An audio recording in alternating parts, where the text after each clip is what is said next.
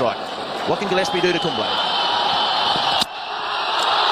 He's bowled in with his last delivery, looking to swing across the line, missing it altogether, and Kumble again disturbing the furniture. 48 overs gone, 273 for 9. They were cruising at one stage. Prasad to Hogg. A good piece of fielding by Jadeja.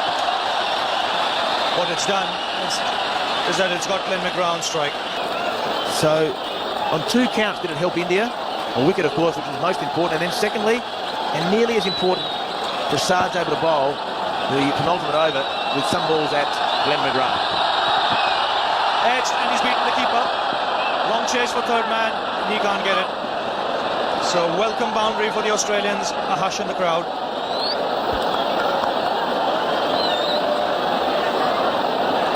Pretty smart shot from McGrath. I know that we criticised Gillespie because he missed it, but it's a good shot for Glenn McGrath. That's the equivalent of a straight drive for 4 for a batsman.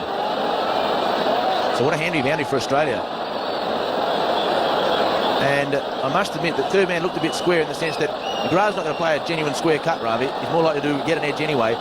So you play the percentages, you put your third man fine, and you assume that your bowler's not going to bowl a rank long hop that McGrath's able to swing at. A big boundary that for the Australians. See the tension on McGrath's face.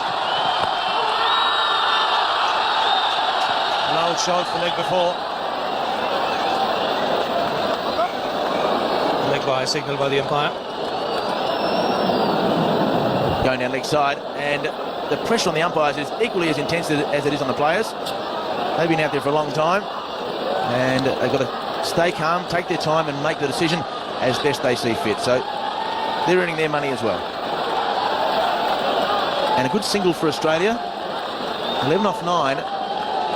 So halfway through this penultimate over, if Hogg can just retain the strike for the 3 balls and get a, say, 3 interesting last over.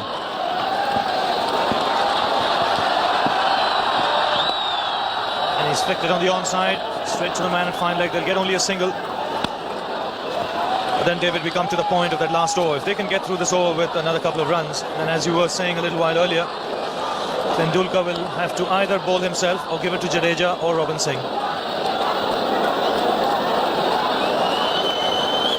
Well, the thing that McGrath needs to do, if he can, is get off strike. Now, the best way to get off strike, of course, is by scoring a single. The fieldsman will be very close. In fact, Tendulkar is now bringing in cover to be very, very close. McGrath has to play straight, and Prasad would still be backing himself. You have to have your money on India with Prasad to McGrath.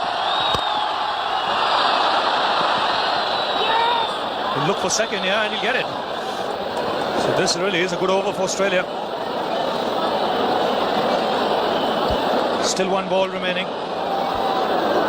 Well, it was in the air, and the fieldsman was very close in Azharuddin, and he came close to stop the block shot, which is the correct decision.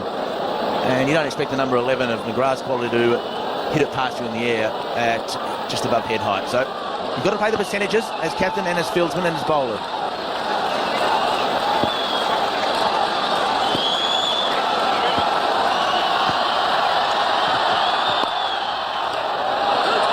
He gets another single, he'll push the fielder here, and he wants the second. He's going for it and he gets it. Well done, Glenn McGrath. 49 overs gone, 284 for 9 Australia.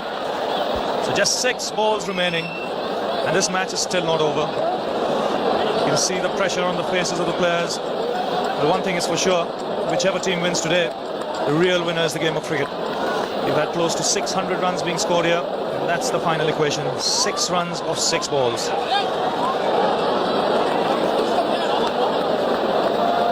Well, we're already some 45 minutes over the scheduled cessation of play, but nobody's moved a muscle. And Tendulkar's got his decision-making process to go through now. Hogg on strike, which is good for the Australians. And the captain is going to do it himself. Well, if you're on the Titanic and the band starts playing, get somebody else to move the chairs, but you've got to stay on the bridge. Well, this is a big decision by Tendulkar. He bowled the last over in that great game against South Africa at Eden Gardens in Calcutta and did the job for India then. What's going to happen now? Things you got to take into account is that he hasn't bowled in this innings. He's been on the field for a long time. The ball is a little wet, he may be a little stiff. At the same time, there is a bit of unknown quantity about him.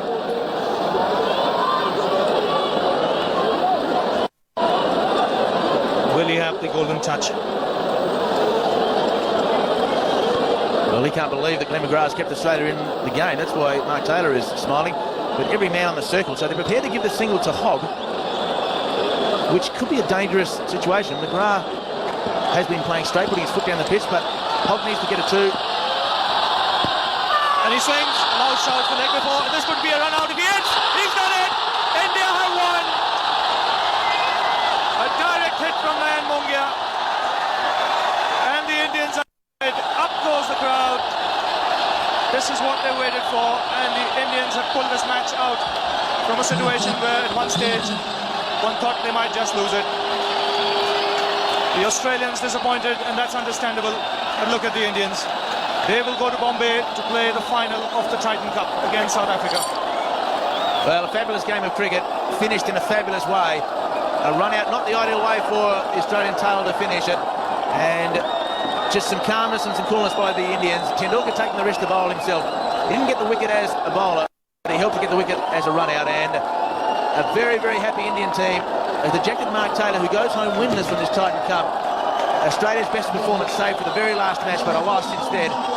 And Tendulkar goes home with 2 victories. He goes to Mumbai.